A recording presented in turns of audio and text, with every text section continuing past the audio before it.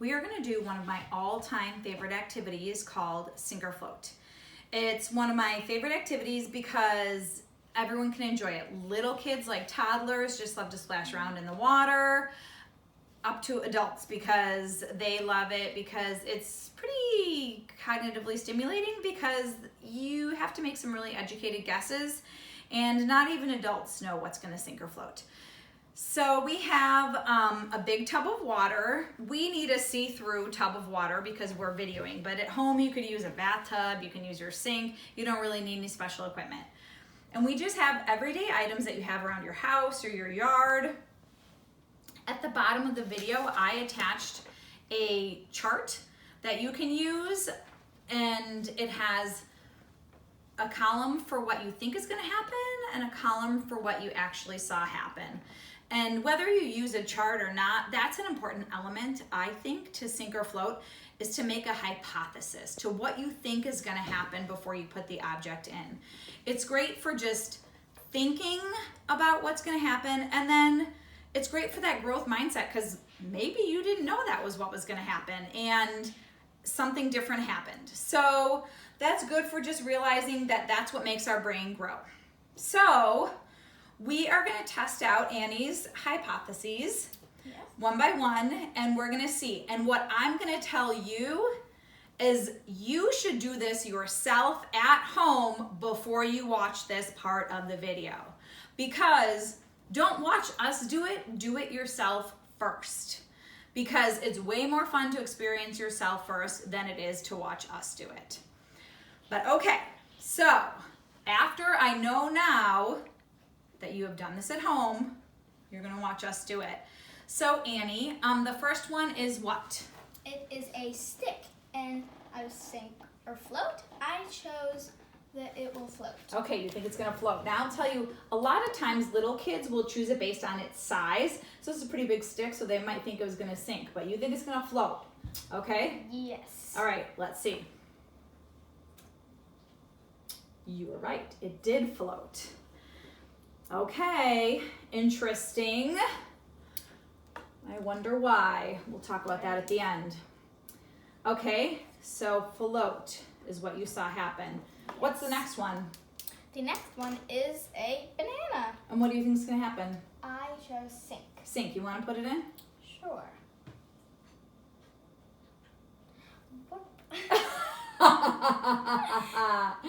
What's it doing? It's floating. It's floating. Did you not what you thought was going to happen, huh? Well, but is it on the bottom of the tub? No, that's definitely called what? It's called floating. Yeah. So that was floating, right? That's not what you thought was going to happen. Huh. I wonder why. Why do you think that banana floated? I don't know. Okay. All right. Maybe because of the shape. Maybe the shape. You think the shape is what makes it float. Okay. I really don't. So what's next? Next is scissors. And what do you think was going to happen?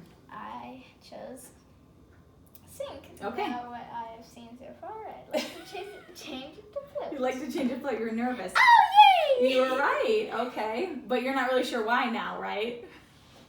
Maybe because like the heavy metal. Okay. Maybe the heavy metal. Okay. All right. Who's next?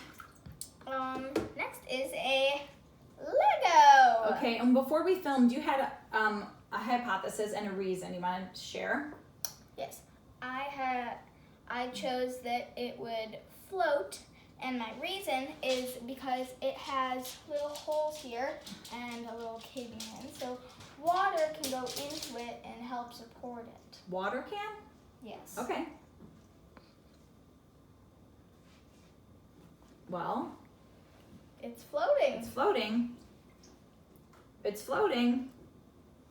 It's floating. floating. Yep, you're right. It's a floater. Okay. Oh wait, oops. What's the next one? The next one is a rock, Okay. and I said that it would sink. How confident are you in that? 99.9. Okay, put it in. You were right.